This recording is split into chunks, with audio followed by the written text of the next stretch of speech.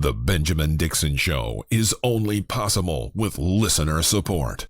Go to www.thebenjamindixonshow.com to register for our blog and join the Progressive Army. And now, ladies and gentlemen, you're now about to witness the truth. It's the Benjamin Dixon Show.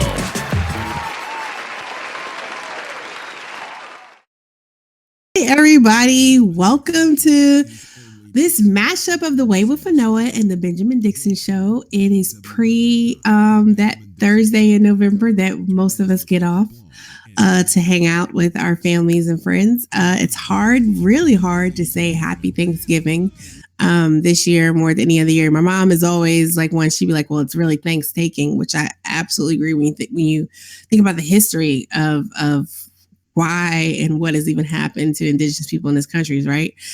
There's actually a pretty cool video. Teen Vogue has a cool video with some young women talking about the real history of tomorrow and behind this country's very sordid relationship with Indigenous folks. So I'm not going to say Happy Thanksgiving. It's actually been it's a weird time right now for various reasons, but I'm super excited to be back with you guys. I don't think I've ever actually canceled my show. I've rescheduled my show. I've never canceled my show before. And it just was a lot going on last week, I traveled to DC last week. Miss Changa went to DC, like Mr. Smith goes to Washington, Miss Changa went to DC. Yeah. Anyway. But I had the opportunity to go to the Bernie rally last Thursday. Super sweet. I should have put on my shirt, but this is my new favorite shirt. I made it myself. You might be able to tell because my letters are kind of coming off, but look, see, this is why we need that download. This is why you should donate to my Patreon, because then I can do cool shirts. Hubris is my favorite word. You all know I have been saying this word and using it primarily to describe, Secretary Clinton over this entire decision. But I really think hubris applies to like so many different actors in this whole big fiasco that is the presidential election cycle 2016, right? So hubris. I love this shirt. I just love the pink with the gold lettering. I'm going to have to get this. I'm still snapping. See, I was at Roots Camp and, you snap when people say something you agree with. I keep catching myself snapping and I'm like, stop. Got to stop I got to decondition myself. But super excited again, like I said, to be here. Wednesday night, kind of live. Yeah, it's wild. But so I'm just gonna tell you just a little bit. Like I said, again, sorry for canceling the show last week, but I was traveling Wednesday night. Actually have really good I had a really good guest lined up, but the trip came up last minute. So I'm gonna have to reschedule him. But we're gonna talk more about like just electioneering, election issues, gerrymandering, all types of stuff, because these are conversations, and a president's election cycle may have ended, and I'll talk about that in a few minutes. But these are issues that continue to plague us regardless of, what's going on and who wins, right? Because even the conversation that's being had right now about Secretary Clinton having more of the popular vote than the electoral, like in 2000 with Gore. This has been an issue for, if not just the past 16 years, right? And it does not get resolved. It doesn't get challenged. There's no meaningful reform really being fought for. And really, when we start looking at like the electoral process, electoral politics here in our country, these are issues we have to take seriously. We can't just, whatever, we won this time, so it doesn't matter that there were irregularities in the count. We can't do that, right? If we're about the business, and like I said, I'm gonna get into that right in a few minutes. We're about the business of election integrity, of, maintaining democracy and leading the free world, then we got to be about that 150,000% all the time, and not just when our quote unquote chosen candidate loses or seems to have lost, whatever actually comes out of all this recount nonsense. I say it's nonsense only because I find it peculiar. I find it peculiar that if there really is a chance that Secretary Clinton actually won these states, and then we can roll back these awful appointments. Where is the radio silence? Like, why are they not all on this?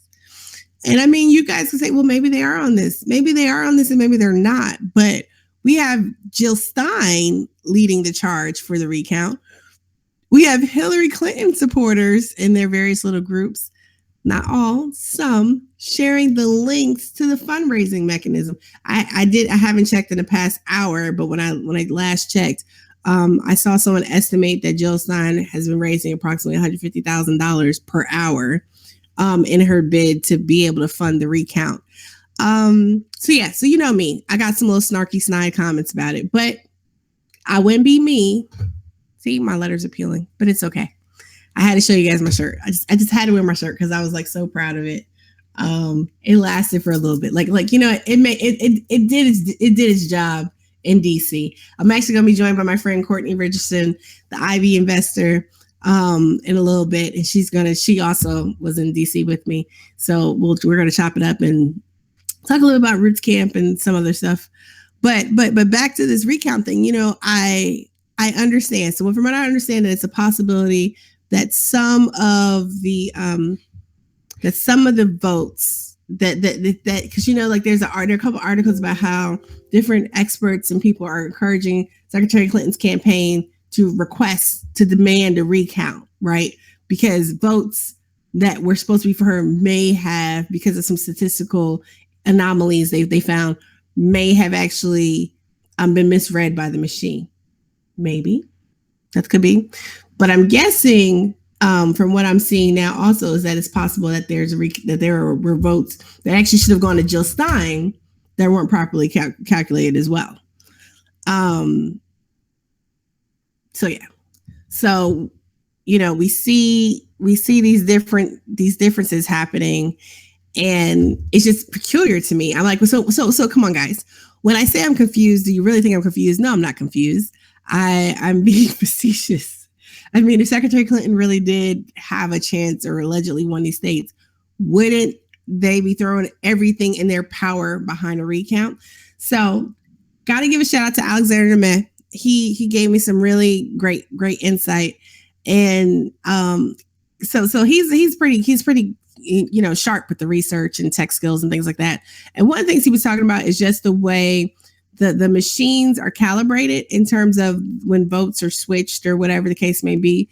Also in terms of how even if one was trying to quote unquote rig a vote, you would, flip some of like third party votes too, to make it look like, so as long as you're within a certain threshold on the other votes, to make it kind of look, a little, indiscriminate, as if there isn't actually a pattern when there really actually could be.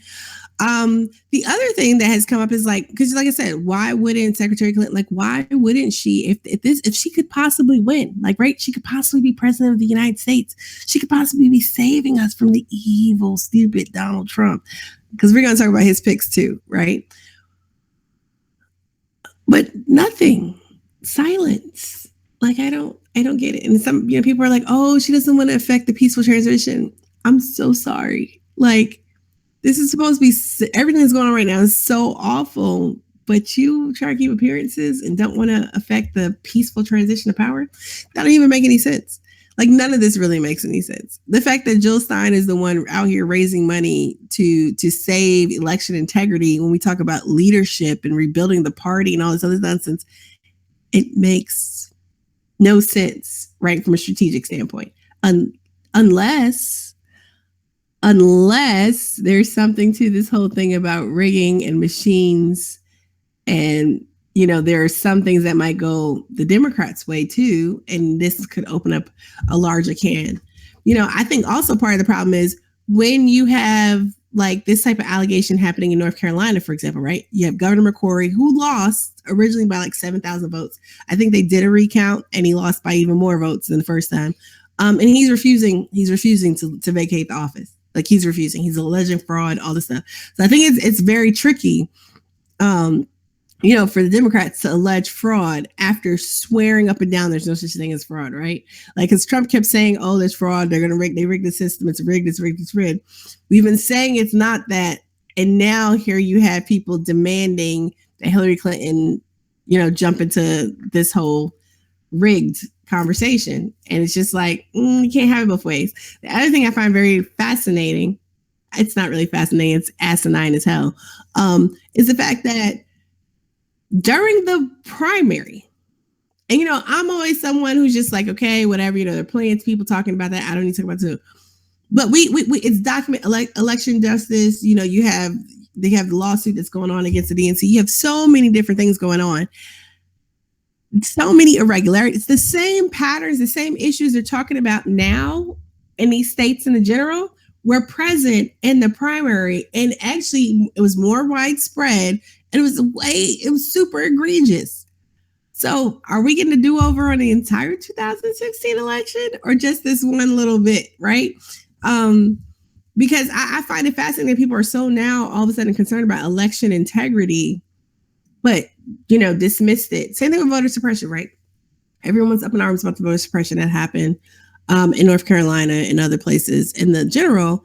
And it's a very serious issue, but it's a very serious issue that's been clearly, in the running since 2013. It was an issue during the primary and nobody, mainstream side, campaign side was like, everyone was like, whatever, we won. No big. So you won with those same issues in place in the primary, but now everyone's freaking out in the general. And so let's be clear, right?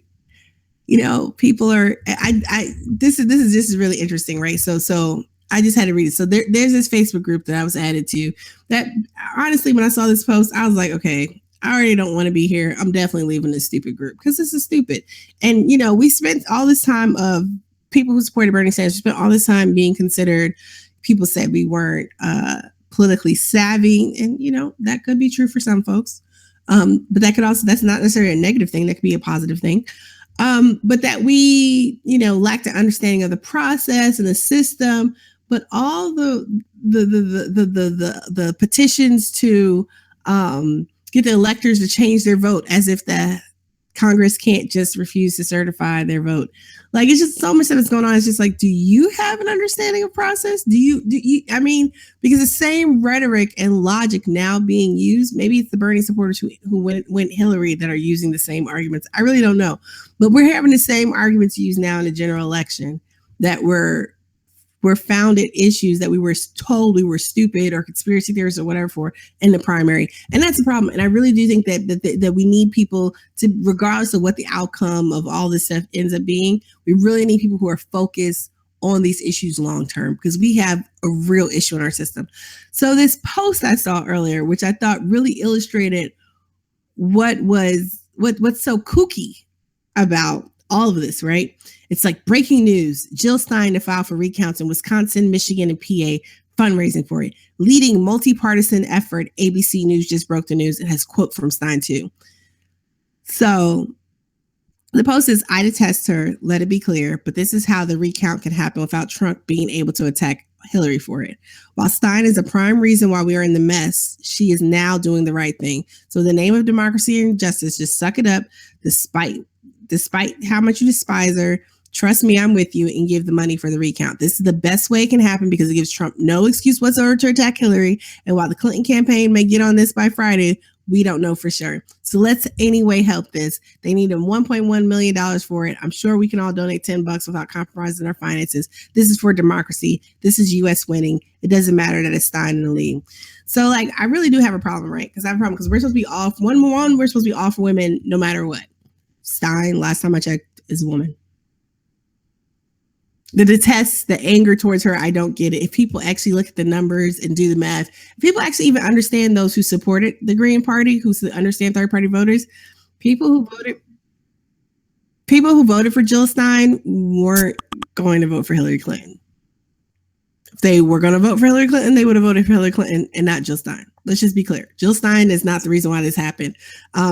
Talked to enough people in DC this weekend. It's very clear why this happened. If the results are in fact accurate, this happened. This was so close because Hillary Clinton, her campaign, and Courtney and I will talk about it in a little bit, relied on a damn algorithm, did not use common sense, and did not engage voters, did not set foot in union halls and talk to people. I mean, I don't understand how you can ignore people and then expect to, have little petty battles with folks on Twitter and then think that's going to get you votes, or throw concerts and think that's going to get you votes. Like, sorry, y'all. Jill Stein's not to blame. Like I said, I voted for Jill Stein here in Georgia. We're a predominantly red state. The Democratic Party was not flipping this state. I told you that too. So I had no problem with voting for Jill Stein here. But at the same time, I have my own issues with Jill Stein. I've talked about it several times. With what's happening now with this recount issue, I think it's very interesting. And I do understand why the Green Party is doing it as a strategy. It's a very smart political strategy. It's a smart political move. But let's just be clear. Let's stop acting all altruistic and activisty. This is politics, right? This is a power play that's happening right now. Let's just be clear about that. One of the things that does bother me about the statement earlier from Jill Stein was mentioning of the DNC hacks as part of the vulnerability of our system.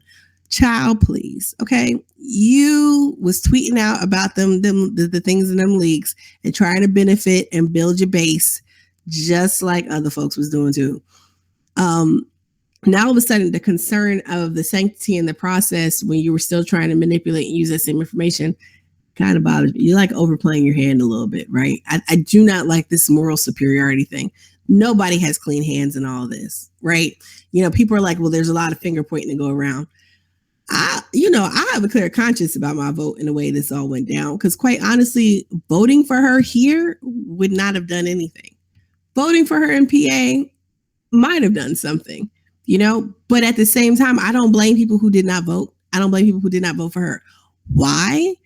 Because the Democratic Party, there's a really good rundown that I'll tweet out about like what the issues are. And the issue is not the FBI, it wasn't WikiLeaks, it wasn't people who didn't vote. The issue was the campaign. Her campaign, when they took over the DNC and they dictated which direction they wanted to go in, they were stubborn. They listened to faulty data, and that was that. No one thought, let's just be on the safe side and actually like talk to people. Let's go engage people. Let's actually do GOTV more than a week or two before the election. Nah, because it was hubris, right? But anyway, that was just that with the Jill Stein. The other thing that I thought was very interesting from the news was, well, not very interesting, but I mean, you guys have seen over the past like week or so, all this backlash. Every time Bernie Sanders opens his mouth, it's like, oh my God, he's racist. Oh my God, he's this tone deaf old white man.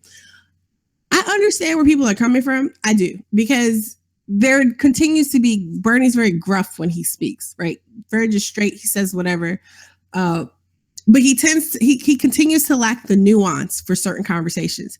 This is a very delicate time right now. And while I'm not one for like making people feel pretty, to quote Stacey Hopkins, and stroke their hair, at the same time, I really do think that, being able to quote unquote lead, especially if you're trying to lead us out of whatever this abyss is right now, you got to be real careful with the language you're using, right? So his written statements have been great.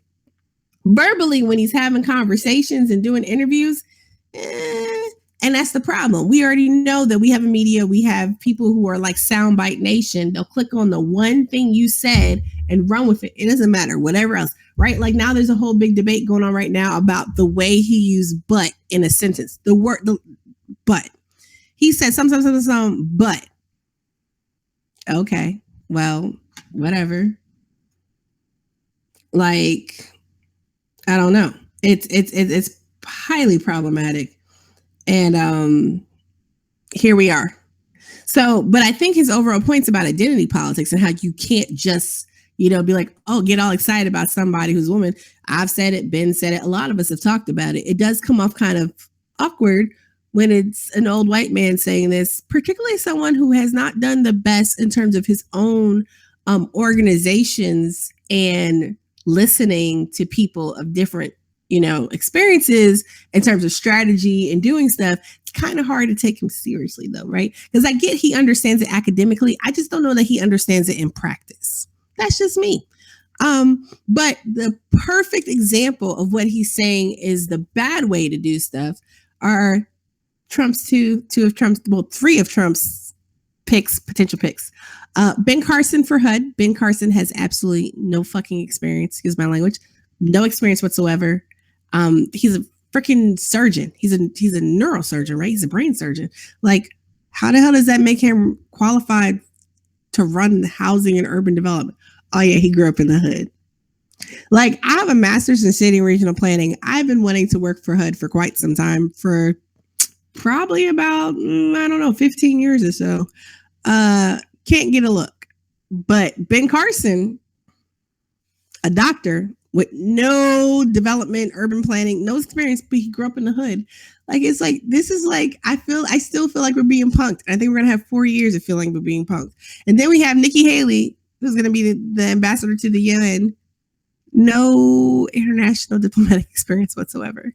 Shout out to Stan Williams, Stan with founder of African Americans for Bernie, part of People for Bernie, former Occupy.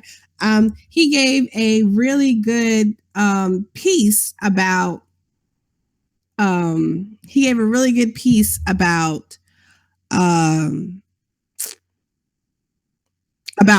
Nikki Haley is just so disastrous, right? And one of the things that was said was, like, she like in South Carolina, you have people who are literally struggling, trying to get to a hospital. People could die on the side of the road because the hospitals, like, just the lack of investment in healthcare. I mean, we have so many problems, but yeah, let's elevate her to such a good position. And then Betsy, our new Secretary of Education, Miss Privatization, School Choice Voucher, blasey whoopty whoop, a billionaire who's never sent her kids to public school. She's being hailed as, yeah, like, it's wild what's going on right now. But hey, they're women, right? So as women, we should be excited. We should be ecstatic. This is the same thing we talked about with Carly Fiorina in the primary. This is awesome, women.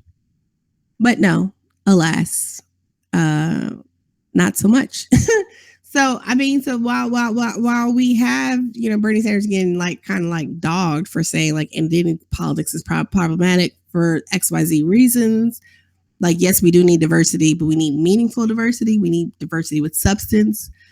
Maybe he should let me do speaking for him. Apparently, Courtney and I are very engaging and enlightening when we talk, and we'll talk about that in a few minutes. But yeah, so the last thing I just want to talk to before I bring Courtney in,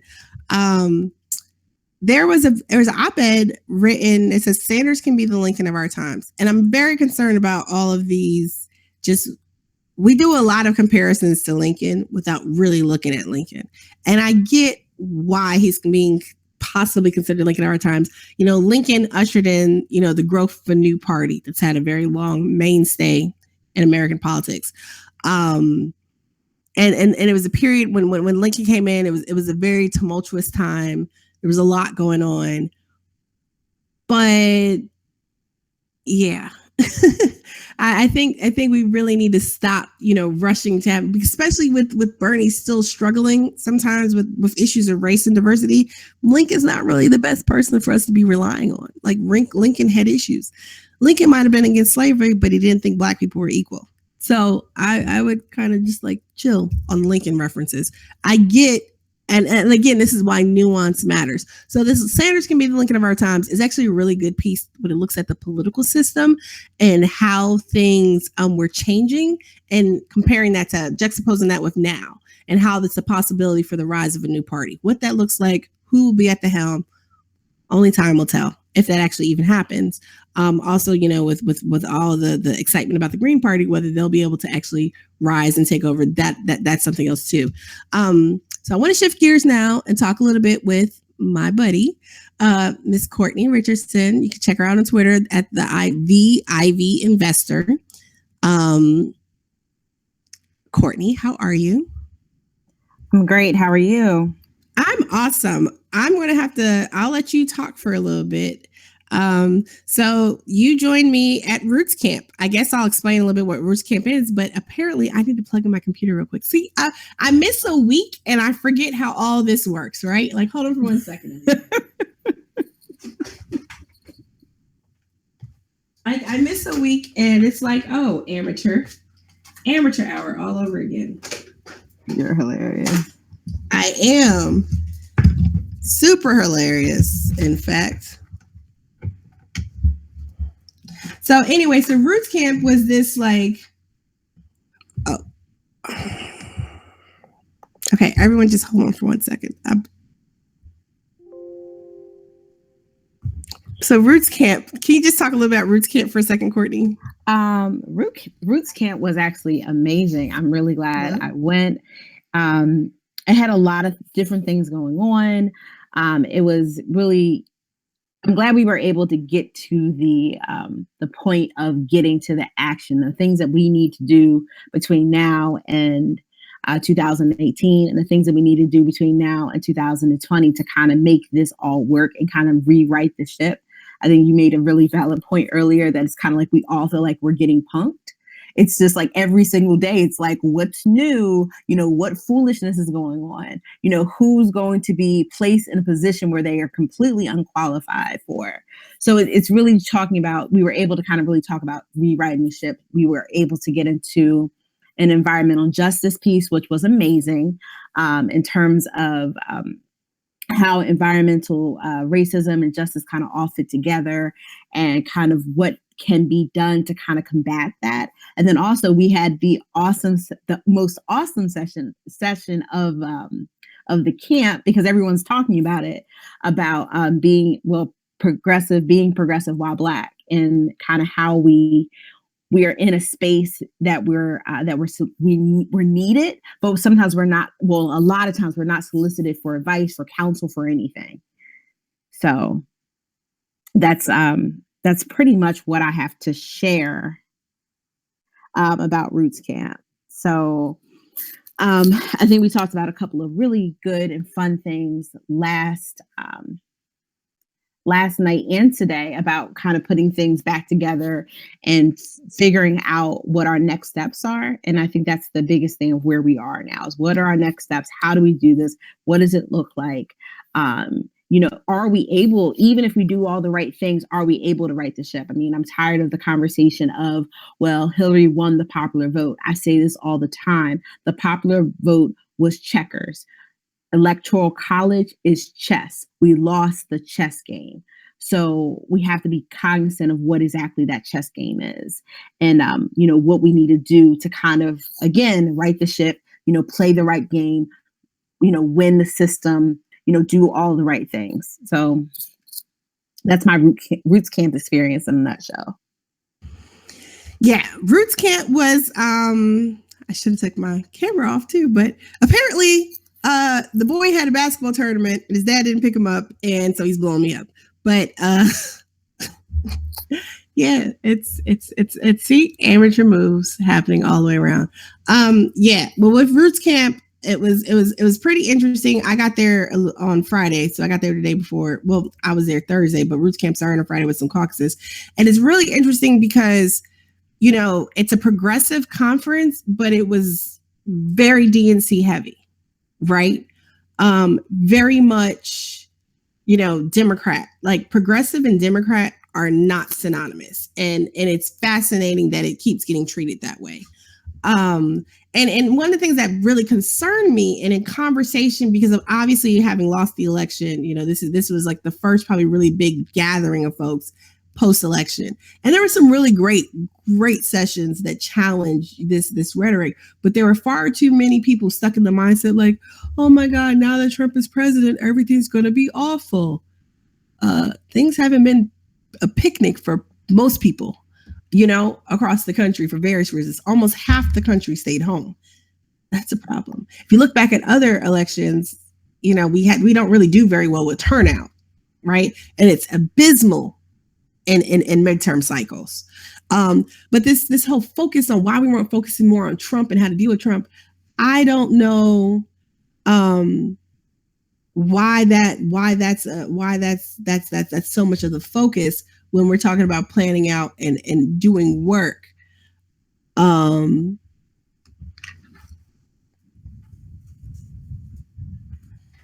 like, I don't know like why that's not more.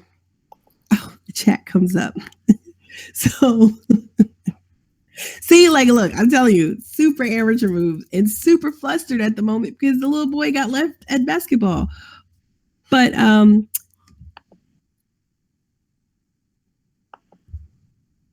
No, actually, I would need to take more than 5 minutes. I think he's getting a ride because the phone's not. He left his cell phone here too. So anyway, life and times of being a mom. It's been it's a rough time to be a parent. I mean, it's a rough time to be doing stuff, but it's a rough time to be a parent because you do have regular life going on, right? Then you also I have the teen girl who flips out about the pipeline, rightfully so, but you still have to get your kids through everything that's going on. So when I'm listening to these grown people whining about Donald Trump, I'm kind of like, okay, so what are you going to do about it?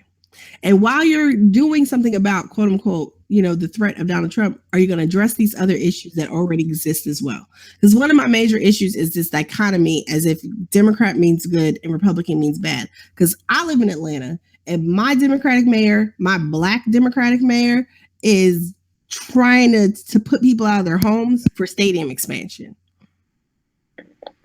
And it can find money for stadium expansion, but can't find money for a homeless shelter.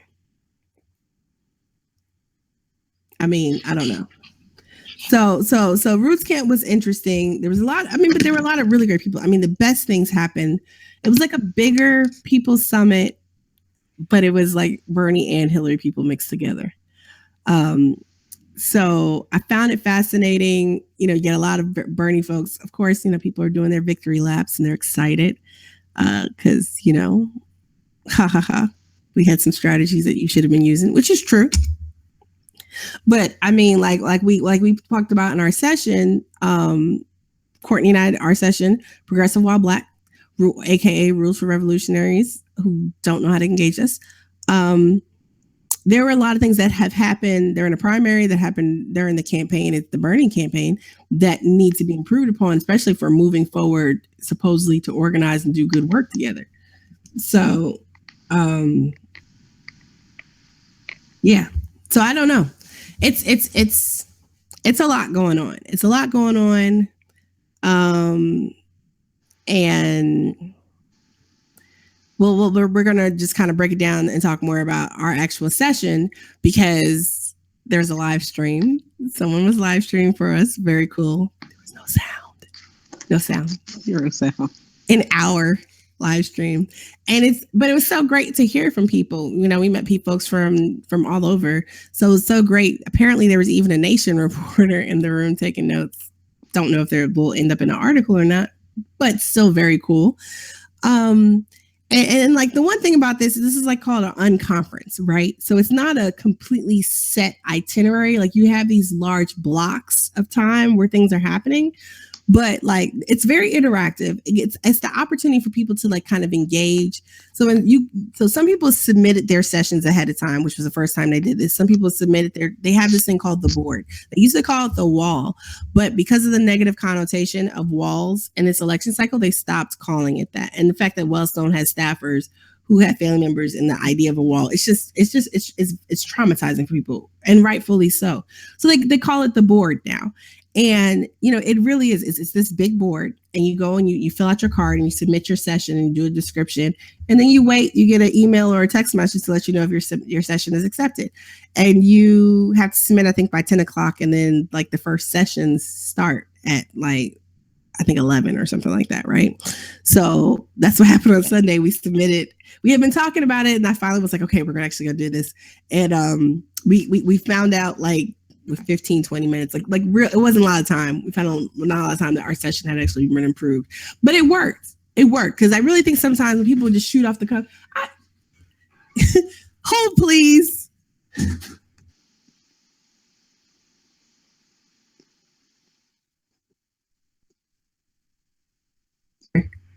You did not walk here. You were just on the phone. Who were you on the phone with? Nobody, because you couldn't drop me off because you was on the other side of town. You walked here from where? How did you just call me then?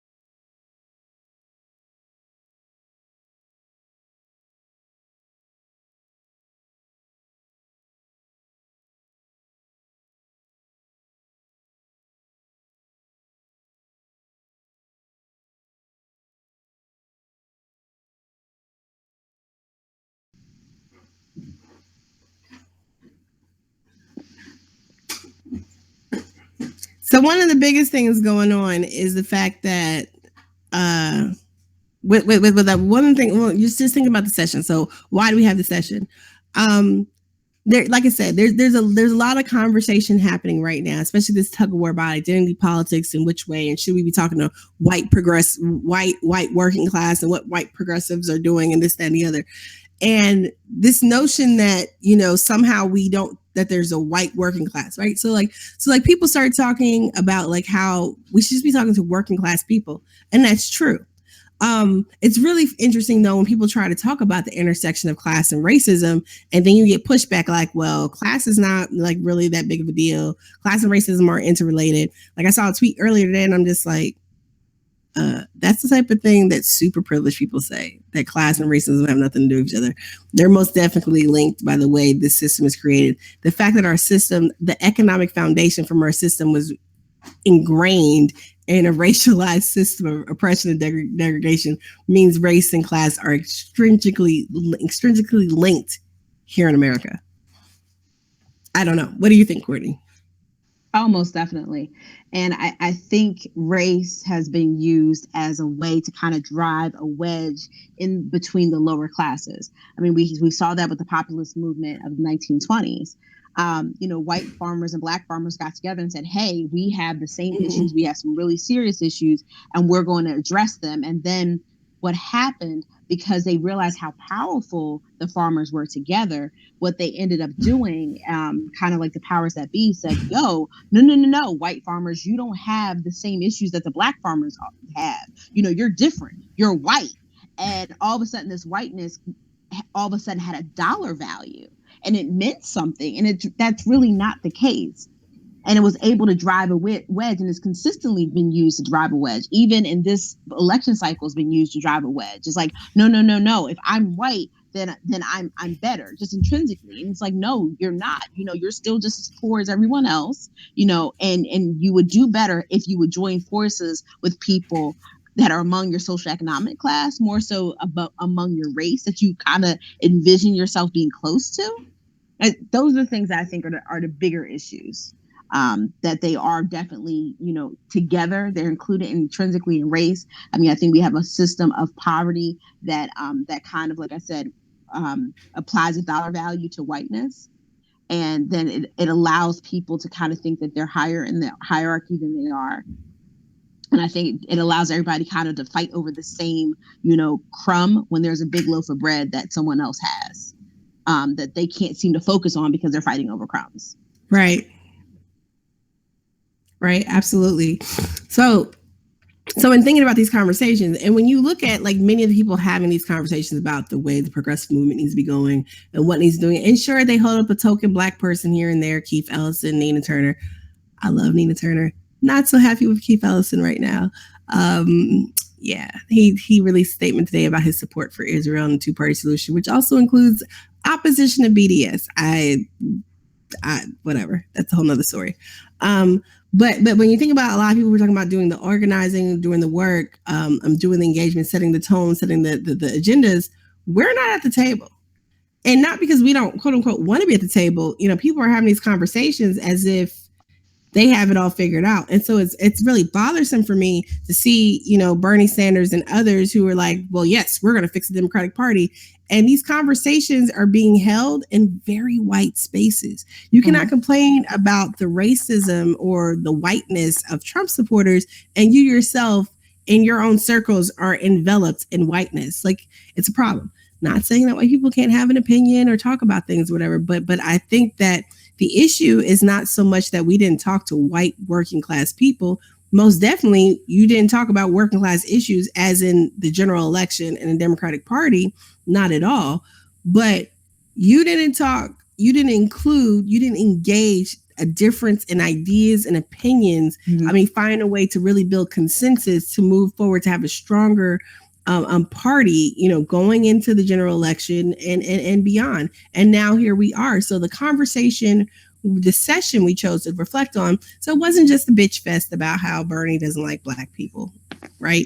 Because that's not true either. I don't think it's an issue that he doesn't like black people, or I just think that he's tone deaf in some ways and does not necessarily see that he has to change in the way that he engages. Now, I know a lot of people are super excited and think Bernie's awesome. I think Bernie's awesome too, but that doesn't mean just because someone's your fave doesn't mean that you can't, offer them a little criticism.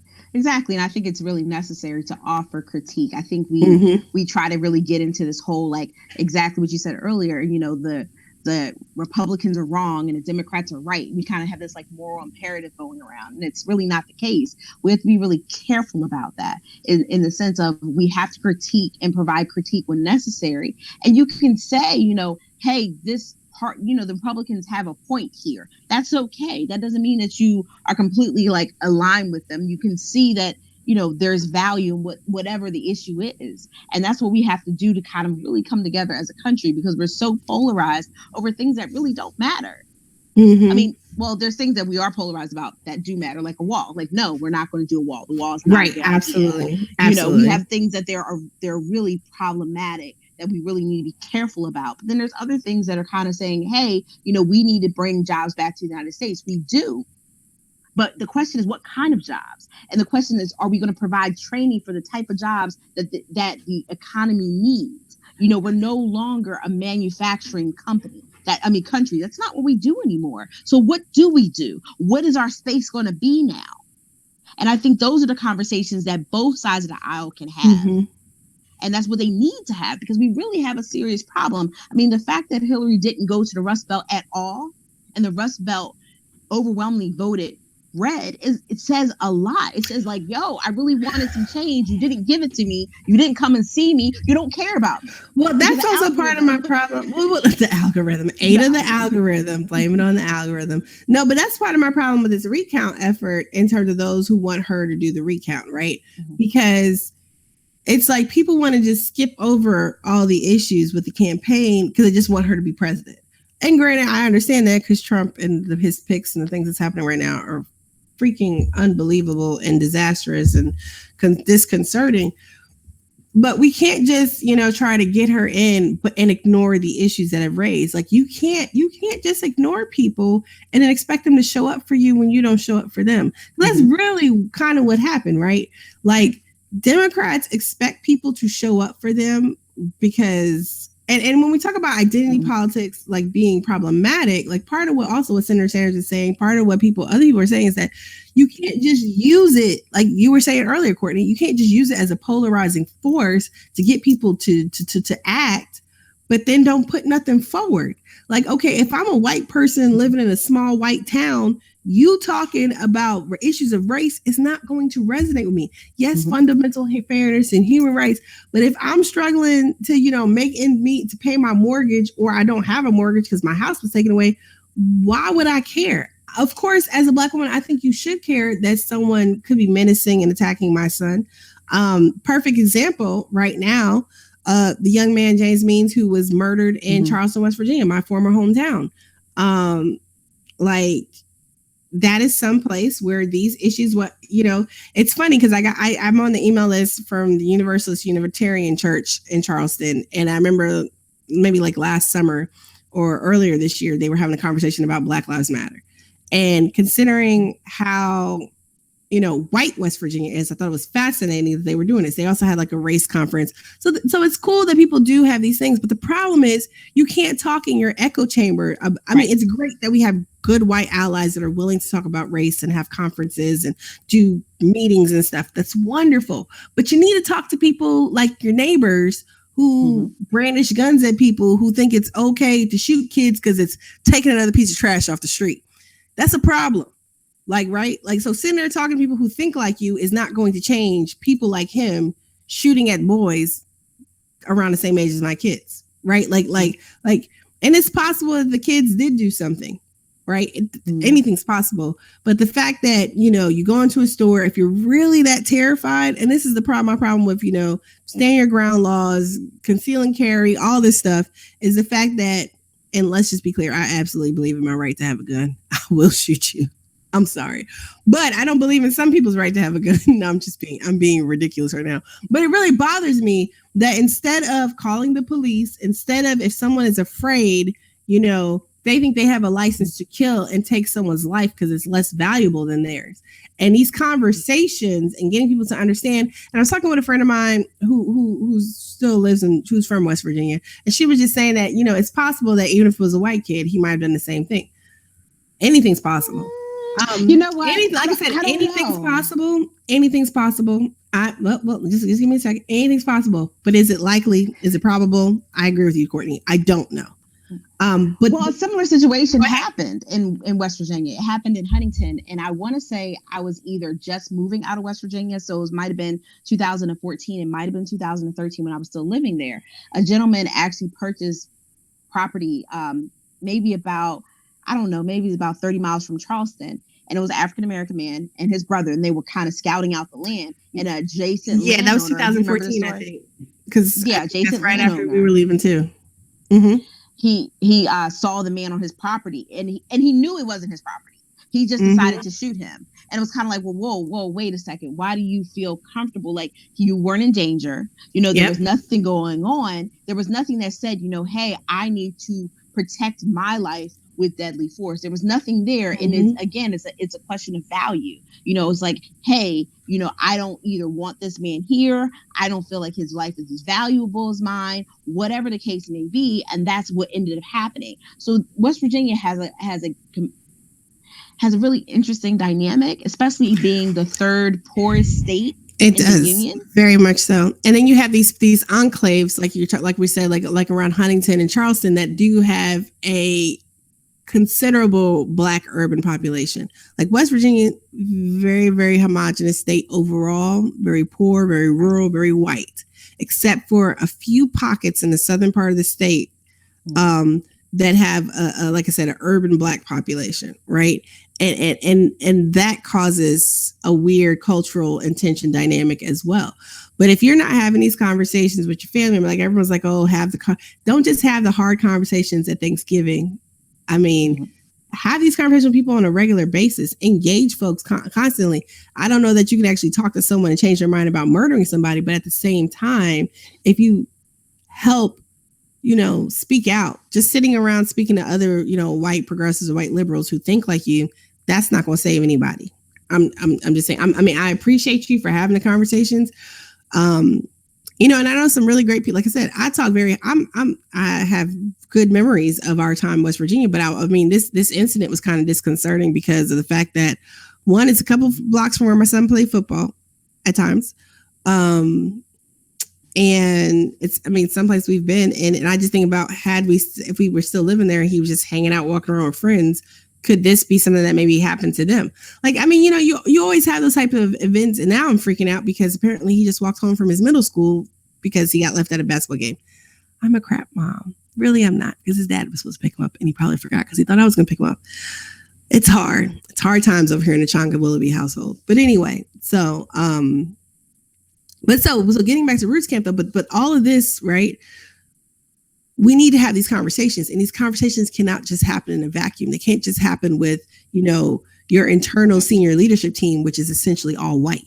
They can't just happen with, you know, certain groups of people. Sure, we keep saying white people need to talk to other white people about racism. That's absolutely true. When we're talking about building movements, when we're talking about changing policy and things that involve all of us, you gotta have a diverse. It's not enough to give speeches about the need for diverse voices. You actually need to have diverse voices in your circle.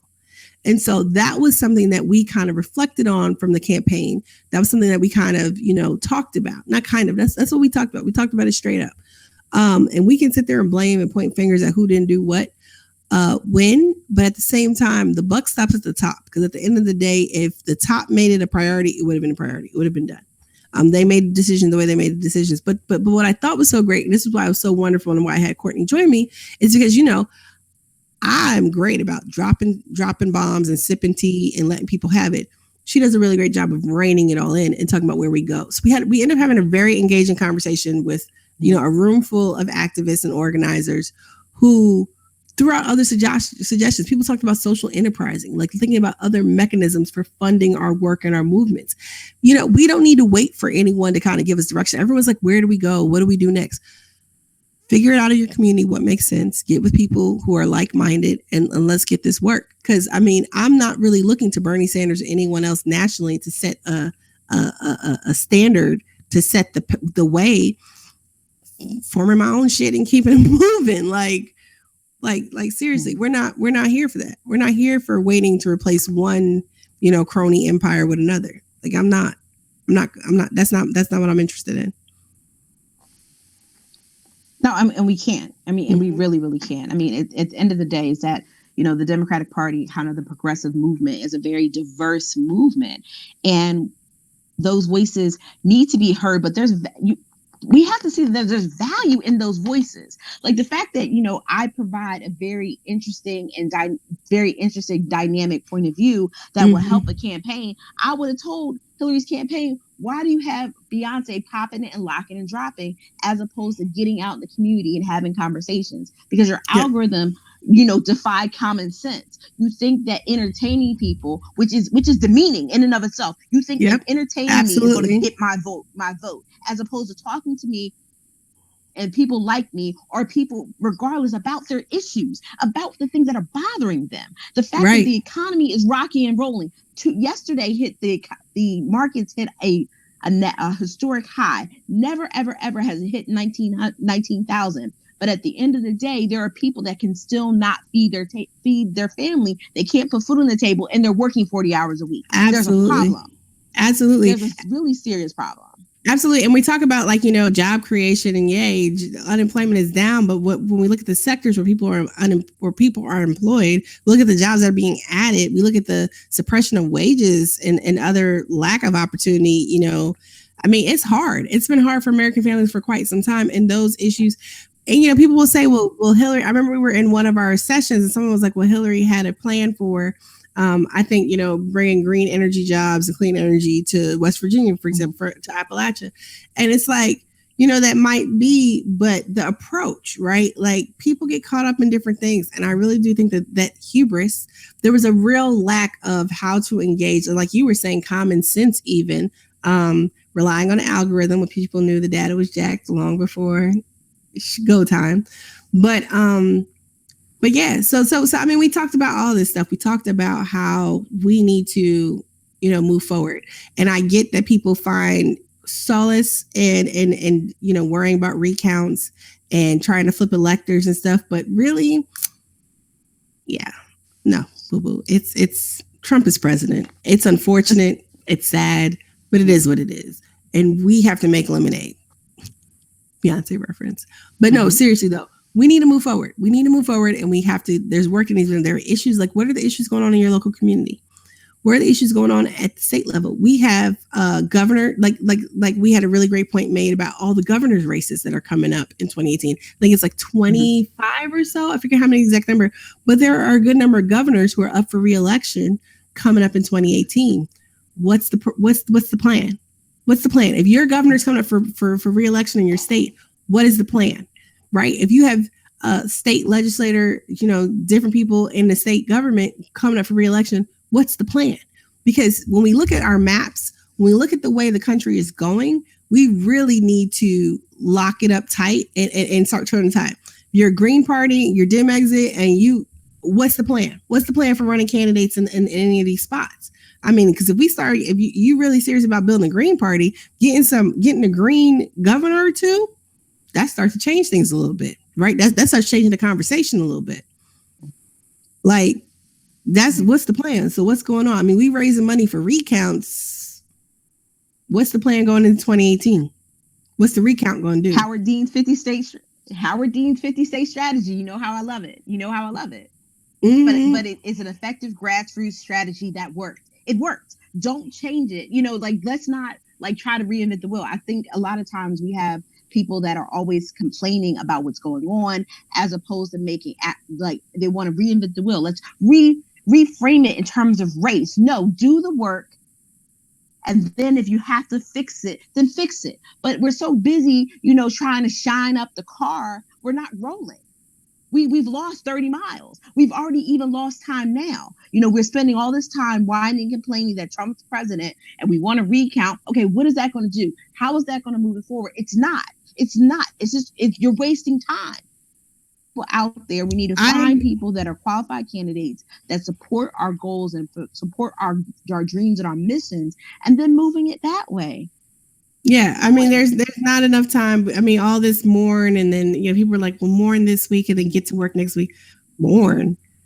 Nah, you need to reflect. You need to reflect on what, and it's not just, like I said, by the end of the weekend, I was convinced, like, I made this Huber shirt as kind of a dig at, Hillary and her camp, but really the entire left, the entire Democratic Party, the progressive movement, hubris is a problem. That and procrastination, not procrastination, like, people are too cerebral at times, and we get so caught up in thinking and mulling things over. Not that it's not good to have a strategy and a plan of action, but you need to be ready to move, right? You need to actually be ready to do. Very, very quick to criticize, critique, lambast, all this other stuff. Like, folks are like the people who were upset about Keith Ellison as possible DNC chair. Granted, I have my own issues, right? But some of the things that are being raised, it's like, okay, strategically though, what should be done? And that's the thing, right? We have to be smart. We have to be strategic in our action. It's not enough to just be anti blah, blah, blah, but strategically, what are we going to do? How are we leveraging this moment to move our work forward? And what specifically are we saying our work actually is? Because what we say the work is might not be what you think it is. And you know what? That's absolutely fine. Maybe we can find common ground and work together. Right. Like I really came out of Roots Camp very reflective, because there's a lot of people saying we need to win and we can take this back and we can, work to, we need to get to this work. But I don't know that we're all talking about the same work. Like, I don't know. I don't know. I don't know that we're all talking about the same work. I don't know that we're all looking at the same way. And there are a lot of people who have been involved in the demise of the party who are still unwilling to acknowledge that they're part of the demise of the party. Now, if you're Dem exit, about that? Well, yeah. And if you're Dem exit, okay, that's cool. But what does that mean? And what is your plan for helping the Green Party build? Right? Shout out to Joshua Harris, because Joshua Harris, y'all pay attention to him out of Baltimore, because some big things is coming down the line. He doing something. He's doing something. Because I can rag on the Green Party, and it's not that I'm ragging on the Green Party, but I really do see, because like I rag on the Democrats, right? Like I really do see structural, I do see that there are issues, but there are also shining points that we can kind of maybe strengthen and build around. Joshua Harris and the Baltimore Green Party, definitely a bright spot in a lot of this stuff. We've had a lot of bright spots, but I do think that we need to lift the people doing good work. I'm not wedded to party politics. I'm wedded to I'm all about the issues and the people. But yeah, let's talk about that though, about the people like the Democratic Party and how there are people who just can't come to terms with how they went wrong, or not how they went wrong, but what needs to change, right? Or that there is a need for change. People think that they could just double down and just make sure this doesn't happen again. Well, can we talk about the fact that the people that have kind of basically run the party into the ground are still in power? Yeah. Can we talk about that? Yeah, I mean, that's a problem. I mean, like having someone like Chuck Schumer. Yeah. I mean, at what place? I mean, I know that in a regular environment, if you mess up that bad, you're fired. Oh, yeah. About it. You're persona non grata in that industry, right? Like, yeah. Exactly. It's not going on now. Well, even when you talk about the different consultants and different, it's like I just don't understand how people. And yeah, I'm jockeying for a position. Not really, but we coming for you. But no, not really. But yeah. But no, seriously, like there are people who have been in these rooms, who have been in these conversations for, at this point, decades.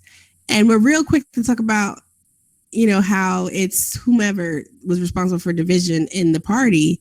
Whereas when you look at how the DNC ran things, when you look at how the campaign, Hillary's campaign ran things, I mean, why would you expect anything other than this division when you're recruiting Republicans who ultimately aren't checking for you anyway? Like, I mean, you spend time and resources with Republicans for Hillary, and that didn't really pan out.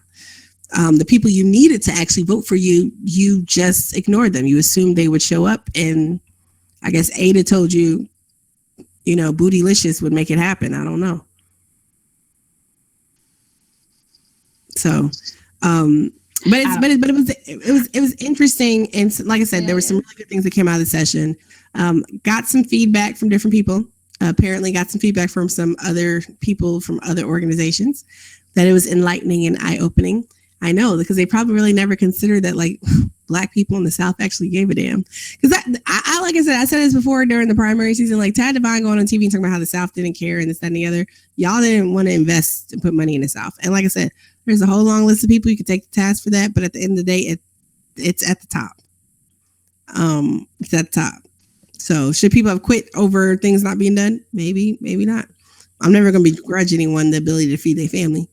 But at the same time, I'm definitely going to hold people accountable for the stuff that they say. And hear people, peddling that saying, well, it doesn't matter because, she's winning states that she's going to lose in the general. When we're in a Democrat, like that logic, just did not. I mean, I understand what people are trying to say, but you're still dismissing voters. You're dismissing people. The same thing that she did, was done to some extent by Bernie's campaign in the primary. And it was a problem. And it turned people off.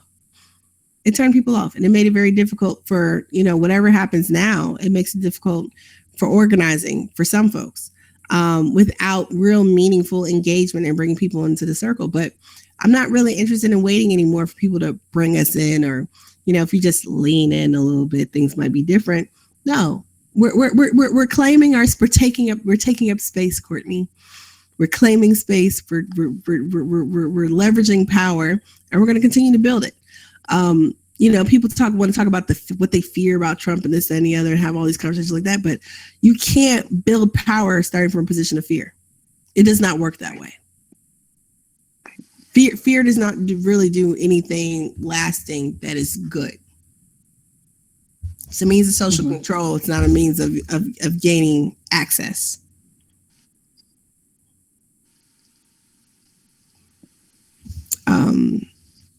And so what were some of your thoughts, like just like kind of the ideas and concepts that came out of our talk, and then just like this thing about thinking about the whole weekend as a whole, like what are some of your thoughts, just takeaways? In terms of thoughts and takeaways, I think one of my biggest things is, and we have this conversation a lot about the idea of, if you're a progressive, then you have to be down, you have to ignore. I think you have to ignore that coin. But the biggest thing is the way you get your agenda through is that it has to be funded. In our session about macro funding and micro funding. What I mean by micro funding is that very grassroots kind of like, hey, can I have $1? Hey, can we have $5? Which does two things. It's a fundraising aspect in terms of getting money, but it's also a engagement aspect. So you have those two things working together. But then also on the macro level is that when you're looking at the bigger funders, is they're funding your why. Progressives have taken the idea like, hey, no one's going to fund our why. Well, if you think no one's going to fund your why, then why would somebody fund your why? with that have means that are willing to fund good work.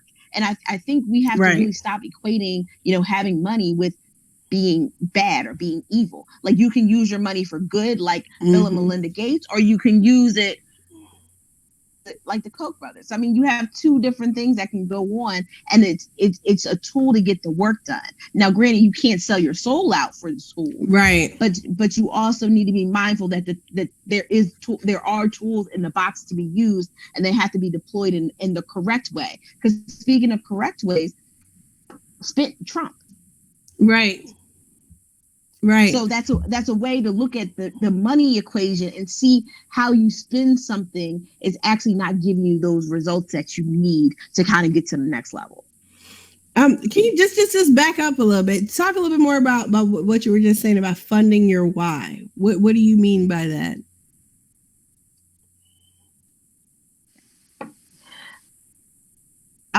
In terms of funding your why, what's moving your agenda? What do you accomplish? What are you looking for someone to say, hey, I believe in you. Hey, I believe in that idea.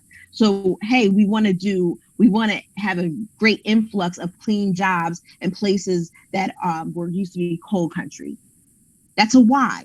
That's something that someone would want to fund. So that's what I mean by the why, is actually having real reasons and actionable points that you want to get to. So we need to get rid of fossil fuel dependence in the United States. Okay, that's the reason. Do that. Well, we need to make sure that those people that were working in the fossil fuel industry in whichever way, whether it be oil and gas in terms of shale, or in coal, or whatever fossil fuel you want to use, we want to move that into clean energy. Okay, well, how do you do that? Okay, we want to get into solar farms. We want to get into wind farms. Well, how are you going to fund it? And that's where your why comes in. We want to change. We want to change the environment of the United States in this way. Right. And this is the reason why. And this is how we want to do it. And that's how you kind of get to that why point. Right. There's a book about the why somewhere. I have to find it. I'll shoot it to you. But it really kind of talks about finding your why, getting your why, and selling that why. I like that. Funding your why. Yeah, I mean, it is like you said, like we talked about this, like you don't have to be destitute to do good work. I mean, I know that's often how it's positioned, what we think we need to do, but I think that's a really great point, clarifying exactly what we're looking at, how we're trying to get there, and what our needs and resources are also helps with being able to get, potential support and funding for the why. I was thinking about something else you were saying in terms of, moving things forward and how we engage people. Because I think you made a really strong point about, and again, this thing about the algorithm and stuff, but like, pandering down, like this is my part of my thing about celebrity endorsements too, right? Like celebrity endorsements are just like super pandering. A lot of times people don't have a fair grasp of the issues, and so they're just spouting off whatever, and it's just like, okay, whatever. Famous person likes this candidate, but can't name like two things they did, right? One thing I appreciate about some of Bernie's surrogates is that they have a very real grasp, if not about like several different issues, at least about the one or two issues they are very passionate about. And they have issues that they're very passionate about. Like Mark Ruffalo is huge water rights, right? Shailene Woodley has been involved with Dakota Access Pipeline, so has Susan Sarandon. I mean, all types of stuff, and I appreciate that. But I do think this over reliance on these superficial mechanisms is part of why we have the degradation in the system that we do now. I mean, we only have people showing up. We only have about 50% of people showing up because we don't engage people. We don't talk to people. We don't have civic engagement happening. We've been hemorrhaging seats. Like when we talk about the 50-state solution, we've been hemorrhaging seats for years now. We need to do something that works, but we also need to be active and engaged in deciding what that looks like. What do you think? I was at a forum, a kind of conversation, like a post-election forum with two state Pennsylvania representatives and a local pastor. And they were having the conversation about kind of elections and the way elections work. And I think to your point about engaging people is about education. The conversation that was had was elections are rigged. And this is a conversation that's being had with high school students. Right. And this is probably their first time even having a conversation about the electoral process outside of what they've seen on TV and kind of overheard at the dinner table, if there has been a conversation at the dinner table. So you're saying the elections are rigged, which is which is disempowering. So that's one thing. And then two, you're not having a real conversation about what's currently in place. Like we have these conversations about the electoral college versus the popular vote. And people will complain about the electoral college, but the electoral college actually gives more weight to an individual vote than the popular was. I mean, it was created for several reasons, one of which was kind of maintaining the idea of states' rights, which maintained the idea of slavery. So I don't want to sugarcoat that system, but it actually does make a lot of sense. I mean, looking at Pennsylvania through the Electoral College lens, Pennsylvania was only swung by about 1,000 votes. Pennsylvania has been 1988 until recently, 2 weeks ago, when it turned red, and it turned red by 1,000 votes. So again, and Pennsylvania is a populous state. Those things that kind of put those things in perspective, and talking to people about how this actually works, so they have a way to figure out how they personally can navigate the system. But if we're not having those conversations, if we're not educating kind of the up and coming electorate, and we're not educating each other. I mean, I know in high school, when I was in high school, we didn't have civics conversations. So I'm just wondering how many other people have not had civics conversations. So how can you really be an engaged voter and be able to discuss the issues in a meaningful way if you don't even understand how the system works? Right. Absolutely. Absolutely. I think that those are very salient points. You guys see why I love my bet. Courtney's my friend. Do you see why I love Courtney? Just in kind of just thinking about as we kind of just start moving forward, like what are maybe like a couple of things you think that we need to be thinking about? I mean, obviously the year is winding down. We'll see how this recount thing pans out or doesn't pan out, whatever. I'm skeptical because I really still believe that if there really was a way that this was going to swing something, that it'd be all over, like folks would be all over it. But it doesn't seem to be that case. So what are some things that you're thinking, like in terms of people and processes that can be worked on?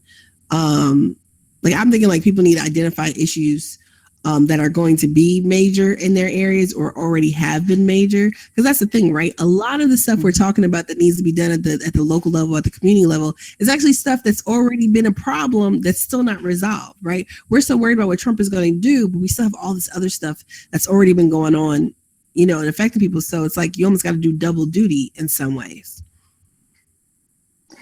I think some of the things that we really need to work on is I think we need to work on I like this macro micro thing, work on a micro level and a macro level at the same time. The micro level is kind of dealing with the continued voter suppression, voting rights issues. Let's talk about and let's deal with those. I think that's something that we need to talk about. I mean, we've talked about it before. There were problems in the primaries and they came up in the general election. We need to get those fixed. We need to do, and whether we need to lobby our state legislators to kind of get the ball rolling on that.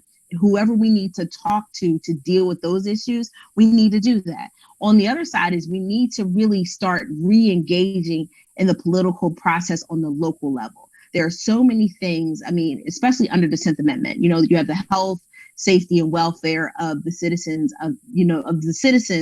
is of the state. So again, like, what do those things look like? What do we need to what do we need to figure out what's going on in our area that directly affects us? I mean, we need to know, our politicians need to know us by name, and we don't even have to agree with them, but they have to know that we're going to bring our issues to them and we expect to be heard.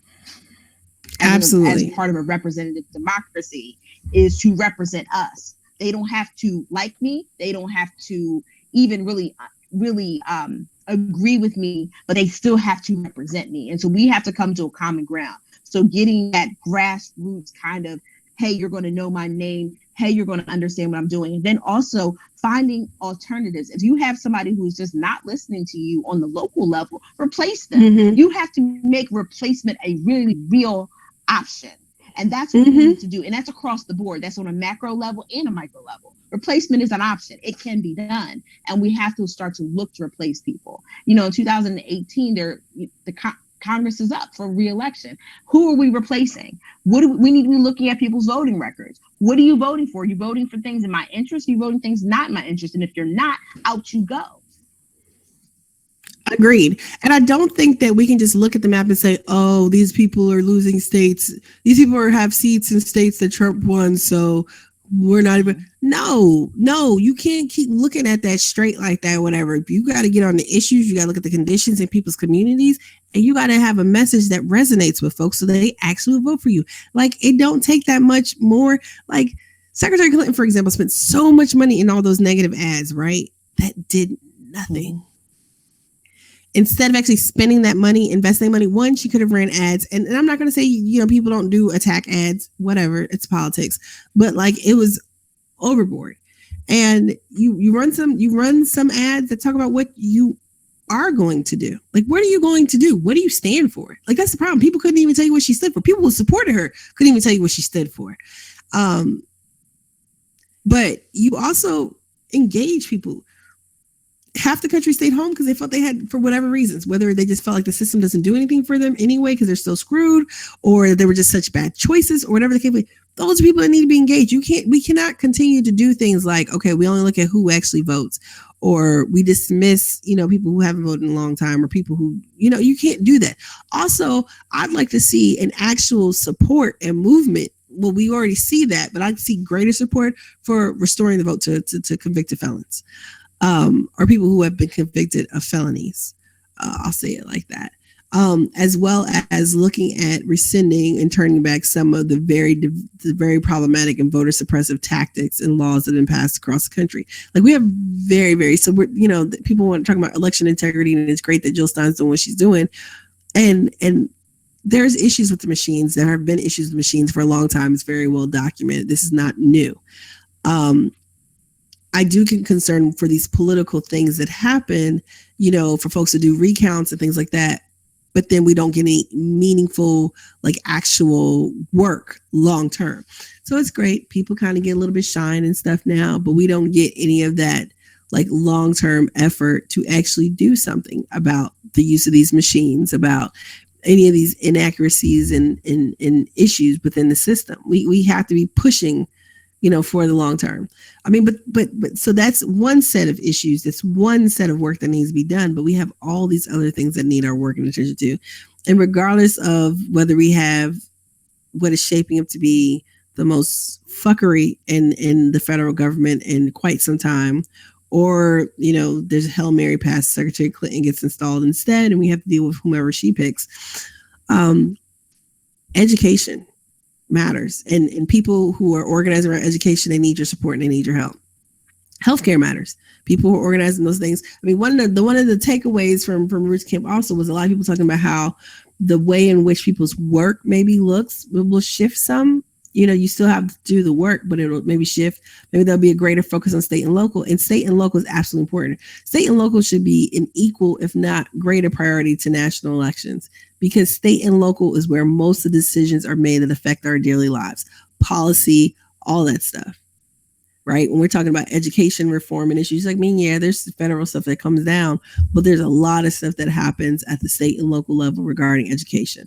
I'm saying with, even hospitals, like, or even Medicaid expansion, for example, right? That's been left to the states to decide whether they would do it or not. And it's a problem in states like mine where you don't have it at all. Affordable housing issues. There's so many issues that you can just go down the list. And for people to say that, people are real quick to talk about intersectionality, but then try to broad stroke, we'll use this broad brush stroke as if somehow all of our experiences are the same because we're all Black, or all experiences are the same because you're LGBT. I mean, there's not even the same experience if you're lesbian, gay, and trans. Like, they're completely different experiences, and people shouldn't try to speak for other folks. And we need to make sure that we have voices represented in the work that we're doing to provide authenticity, but to also provide a perspective that is sorely missing. Like, people still talking in these echo chambers, and we need people to engage and be there. We also got to be prepared to be uncomfortable. Something that happened to us at Roots Camp was uncomfortable. I did not entirely agree with what happened, but I appreciate the process that we went through to get to the realization and a reconciliation at the end of it. But you got to make people uncomfortable. I mean, and people got to suck it up and tolerate being uncomfortable, because this is uncomfortable shit that's happening. So yeah. So any final thoughts, my dear? I guess my biggest thing, and I say this all the time, is like, we got to get this coin. And we have to get this coin to do good work. You know, that's my thing. That's my statement. And we have to really hold our elected officials, whether we personally voted for them or not. We have to hold them accountable. We have to hold them accountable to represent our interests. And if they're not, we have to be prepared to vote them out. Yeah, Understand definitely what's on the line. I think a lot of politicians get very comfortable in their positions. And they're like, oh, I'm in here, you know, for XYZ amount of time. I'm not going anywhere. Pause. Yes, you are. You're not representing your constituency. So what you're going to do is you're either going to get right or you're going to get gone. So, and they need to understand that that's a real possibility, a real reality. Also, we need to have those conversations, like you said, outside of the echo chamber. We need to stop having conversations that are kind of amongst our friends. We need to be uncomfortable. We need to push the envelope, because there's more things, honestly, that really put us together as a country that separate us. I mean, I was telling a friend of mine the other day is that I have a few people in my life that are Republicans. We agree that there's the same issues but we have different ways of solving the problems. But again, we can at least say, hey, these are real issues. These are real problems. And we can kind of come to a solution sometimes, and not all the times, but at least come to a solution on some things that we can get the work done. Because at the end of the day, if the work doesn't get done, we are not being served. If the work's not getting done, our children are getting the short end of the stick. And we have to keep in mind what is really the focus of what we're doing and who the beneficiary or the benefactor of all of this is. And I think once we keep all those in perspective, I think we'll have a better time at doing the work. Coin. Gotta get this coin. I don't think I really need to add anything more to that. We'll be back on our regular schedule next week. I think Brandon might be trying to do something on Friday. Yay, Brandon, for Black Friday.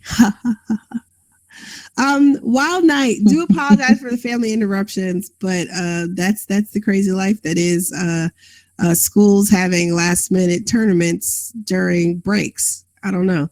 Anyway, this has been a way crossover with the Benjamin Dixon Show. It's a lot going on. We'll definitely get a piece out to kind of just give a summary. I know a lot of folks are like, well, what's going on next or whatever? What are we going to do? What do people do? What's happening? If you do feel that donating to Jill Stein's cause is worthwhile because election integrity is important to you. I mean, I agree. Election integrity is important. I just don't think anything's going to come of this. But hey, I'm a little bit of a pessimist right now. Maybe you can help me become a believer and make me an optimist. I mean, but her site, they're collecting money. Last I checked, they had like $700,000. So almost at that 1 million mark in less than a full day. That's pretty impressive though. I mean, got to give it to the woman. She is learning the art of fundraising for real. If you are flipping the electorate, you know, I see a lot of folks jumping on these bandwagons with these different like petitions and stuff. I really think that we need to be figuring out strategically how we're going to combat the issues of a Trump White House, right? Like we have the Secretary of Education and the policies that might come down the pipeline. What can we be doing at the state and local level? What organizations, you know, supporting your teachers unions? You know, there's conversation about him attacking unions and stuff like that. Join your union, right? If you're in a unionized position, join your union if you're not already part of your union, and make sure that you have a voice in decisions that might come down the pipeline. If your position isn't unionized and you think it should be, start a union, become a 501c5, right? I mean, there's a lot of work, there's a lot of opportunity, and we're going to start having more of those conversations about what can we be doing, what can you do? Maybe you don't have a lot of money, maybe you don't have a lot of time, but you still want to do something. I mean, writing letters to congressmen, city council folks, things like that. I mean, there's a lot that we can do. There's a lot of ways we can be engaged. One of the best things and easy things you can do is start talking to your friends and family. Start talking to your friends and family about the issues that's coming. Start talking to your friends and family, the ones who stayed home, the ones who didn't feel a part of the process, because we need people engaged, because we are our greatest asset. It's one thing I continue to say across this entire madness is that people power is greatness. And we need to leverage it unto better opportunity for all. So this is Anoa Changa signing off of the Benjamin Dixon Show, the Way of Anoa crossover, Wednesday night, ahead of that day where people usually eat turkey and ham and stuff like that. Shout out to my people out in North Dakota, you know, putting it online at the pipeline.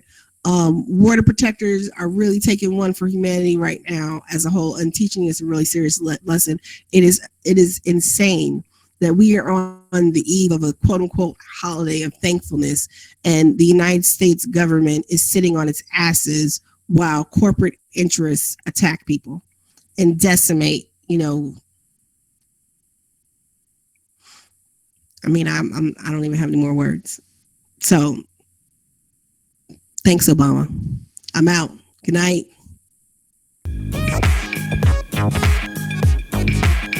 The Benjamin Dixon Show is only possible with listener support. Go to www.thebenjamindixonshow.com to register for our blog, join the Progressive Army, and support the Benjamin Dixon Show. It's Ben Dixon! If you like this episode, be sure to share, like, and subscribe.